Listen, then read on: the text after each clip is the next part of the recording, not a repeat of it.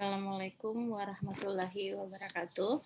Alhamdulillah wa syukurillah hari ini, kita diberikan kesempatan untuk mengikuti pertemuan awal mata kuliah Hak Asasi Manusia, tentu saja untuk strata 1. Saya akan membawakan, mata kuliah ini dalam range sebagai pengantar saja dulu. Jadi, sebagai pendahuluan, deskripsi mata kuliah ini adalah hak asasi manusia, yang tentu saja mengandung pengajaran yang bersifat dasar tentang konsep, standar normatif, dan mekanisme praktis hak asasi manusia, sesuai acuan dari hukum nasional dan hukum internasional. Maka nantinya ketika kita berbicara kompetensi mata kuliah hak asasi manusia, mahasiswa itu diharapkan akan mempunyai capability atau kemampuan untuk memahami dasar-dasar terkait konsep, standar normatif, dan mekanisme praktis hak asasi manusia sesuai acuan hukum nasional dan hukum internasional. Tentu saja dalam pendahuluan kita juga mengenal yang dinamakan kontrak kuliah. Nah, alasan untuk menjaga kesehatan lah yang membuat selama masa pandemi ini, kita kan Indonesia sudah mengalami gelombang satu awal 2020, Maret 2020, kemudian, eee, ditemukan suspek dan mengalami gelombang satu di pertengahan 2020, kemudian di awal 2021 terjadi begitu masifnya gelombang kedua dari COVID, makanya bahkan sudah hampir mencapai kurang lebih 2 tahun ini, kita masih dihimbau untuk melakukan kuliah dalam jaringan atau online.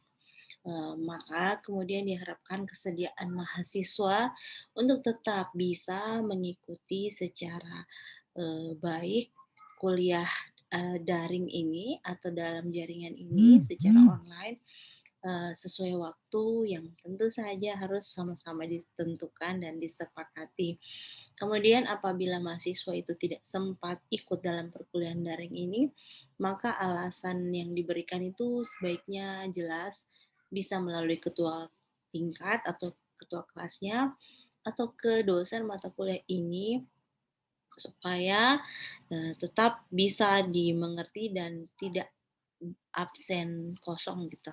Kemudian sesi awal ini akan dimulai dari penjelasan dari dosen pengampu terkait mata kuliah ini, dilanjutkan dengan diskusi dan tanya jawab. Kemudian apabila ada bagian yang belum bisa dijawab dengan jelas, maka dosen akan mencoba memberikan strict point penjelasan pada pertemuan selanjutnya atau diendapkan dulu dan kemudian dilanjutkan. Rencananya, rencana pengajaran saya untuk Universitas Indonesia Timur Fakultas Hukum di strata 1 ini, kita akan belajar sesuai sistematika dimulai dari pendahuluan dan kontrak kuliah, kemudian tentu harus belajar pengertian, konsep, dan prinsip hak asasi manusia dalam hukum internasional dan hukum nasional. Kemudian ada manfaat dan tujuan mengapa ada hak asasi manusia. Tentu hal ini akan bisa dimengerti dengan melihat sejarah hak asasi manusia, mengapa ada pengertian hak asasi manusia baik dalam skala nasional dan internasional. Skala internasional kan tentu akan berbicara sejarah yang lebih luas dari negara bangsa di dunia. Dan secara nasional kita lebih fokus kepada bagaimana Indonesia mempersepsi terkait hukum nasionalnya untuk melindungi hak-hak rakyat atau hak-hak sipil dalam proses kehidupan berbangsa dan bernegara. Kemudian manfaat dan tujuan hak asasi manusia ini, kemudian ada namanya lembaga hak asasi manusia. Tentu saja baik range nasional dan range internasional itu berbeda, maka perlu diberikan lagi satu uh, uh, apa satu pembelajaran secara secara online terkait dengan lembaga hak asasi manusia internasional ini. Nantinya kemudian dilanjutkan dengan diskusi kelompok dan ada lagi kita akan belajar hak asasi manusia dalam konteks Konstitusi Negara Republik Indonesia, dan kemudian hak asasi manusia dalam konteks internasional. Jadi di sela-sela pertemuan itu kalau sudah pertemuan 1 sampai 7 selalu kita harus mengadakan evaluasi. Evaluasi ini ya berbentuk tes atau juga berbentuk tugas. Bisa saja seperti itu. Nanti disesuaikan saja bagaimana. Kemudian di pertemuan 10 ada perkembangan hak asasi manusia. Kemudian di pertemuan 11 ada mekanisme penyelesaian sengketa terkait hak asasi manusia. Lalu diselingi dengan diskusi kelompok dan ada konsep HAM dalam Konstitusi Indonesia. Terus yang paling bagus itu kan kita selalu berdasarkan kenyataan, berarti akan ada analisa pembahasan kasus-kasus yang terkait dengan peristiwa hukum dan terkait hak asasi manusia. Dan ini bisa saja membuat mahasiswa mendapatkan lagi kesempatan diskusi dengan presentasi tugas terstruktur dan kemudian final test.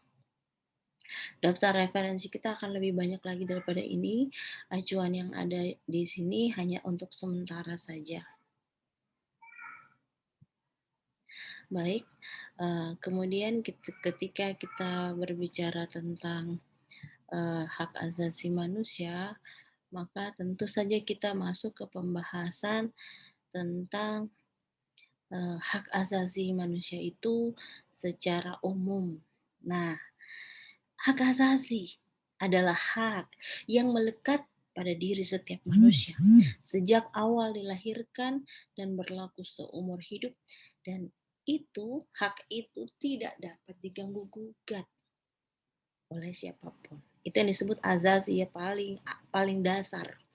Nah, sebagai warga negara Indonesia atau warga negara Indonesia yang baik, setiap orang tentu saja harus menjunjung tinggi nilai hak asasi manusia tanpa membedakan status, golongan, keturunan, jabatan, dan lain sebagainya. Ini solemnya atau normanya berbicara tentang tidak membedakan status, golongan, keturunan, jabatan, dan lain sebagainya. Akan tetapi, nantinya ketika kita mendapatkan peristiwa, kita akan melihat, oh ternyata yang dimaksud adalah seperti ini. Nah, kemudian kita ke pengertian menurut para ahli. Tadi kan secara umum. Sekarang kita melihatnya range dari para ahli, artinya batasan-batasan yang diberikan oleh ahli-ahli berdasarkan kajian sosiologinya mereka, kajian filosofinya, dan kajian yuridisnya. Bapak almarhum Baharudin Lopa, salah satu tokoh penegak hukum Indonesia yang sangat terkenal, itu mengutip pendapat Jane Matterson yang berasal dari Komisi Hak Asasi Manusia PBB yang ditulis dalam bukunya si Zan Matterson ini yang berjudul Teaching Human Rights United Nations. Itu almarhum Baharudin Lopa memberikan perspektif yang menegaskan di sini bahwa hak asasi manusia itu adalah hak-hak yang melekat pada setiap manusia, yang tentunya manusia mustahil dapat hidup sebagai manusia. Nah, itu pendapat dari almarhum Baharudin Lopa yang tentu tidak berdiri sendiri tetapi mengutip pendapat Zan Matterson dari Komisi Hak Asasi Manusia PBB Perserikatan Bangsa-Bangsa. Bagaimana dengan pendapat lain yang masuk di bukunya Mansur Effendi tahun 94 dari John Locke? John Locke ini menyatakan bahwa hak asasi manusia adalah hak-hak yang diberikan langsung oleh Tuhan yang Maha Pencipta sebagai hak yang kodratif. Di sisi lain, ada Jack Donnelly yang mengatakan hak asasi manusia itu adalah hak-hak yang dimiliki manusia semata-mata karena manusia itu sendiri umat manusia memilikinya bukan karena diberikan kepadanya oleh masyarakat atau hukum positif, tetapi semata-mata berdasarkan martabatnya sebagai manusia.